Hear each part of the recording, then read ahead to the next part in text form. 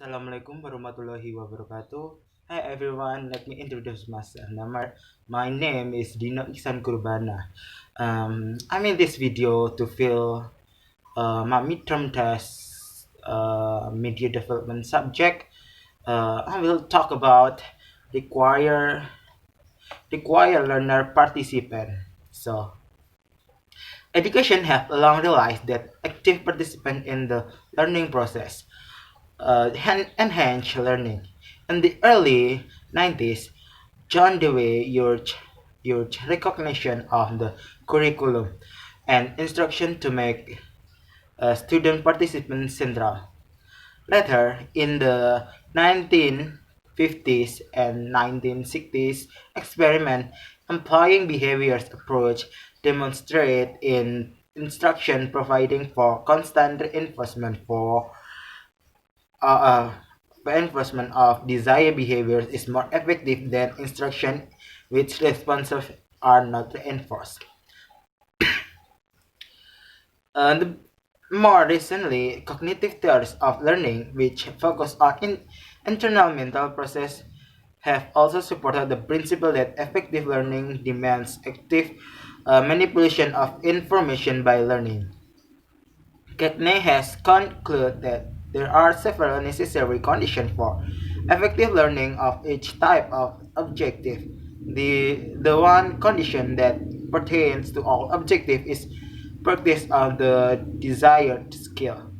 Cagney in 1985. The behavior the behaviorist perspective purpose that individual learn what they do, that is learning is process of trying various behaviors and keeping those that lead to favorable result. If this is so, the instructional designer must find ways to constantly keep the learning doing something. Cognitivity's purpose that learners build up and enrich their mental schemata when their minds are actively engaged in struggling to remember or apply some new concept or principle. The constructive, like the behaviors,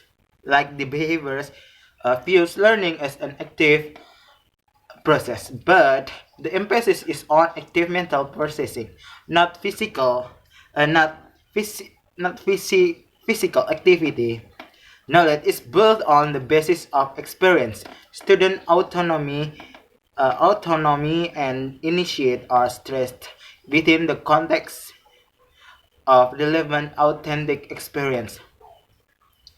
The socio-psychological perspective stress the importance of interpersonal communication as the social basis for knowledge, important for social basis for knowledge acquisition. Our perspective also emphasize the importance of feedback or predictive critical evaluative response. Why? Behaviors, because knowledge of correct response serves as a reinforcement of appropriate behaviors. Second, cognitive, because information about result help to enrich learner mental schemata. Constructivities, because mean and and knowledge enhanced with each personal experience. And the fourth, social psychologists, because interpersonal feedback provide both corrective information and emotional support. Feedback can come from oneself. For example, experience the feel of swinging a golf club. For print source from print source. For example, turning to the back of the book to find the correct answer to practice exercise.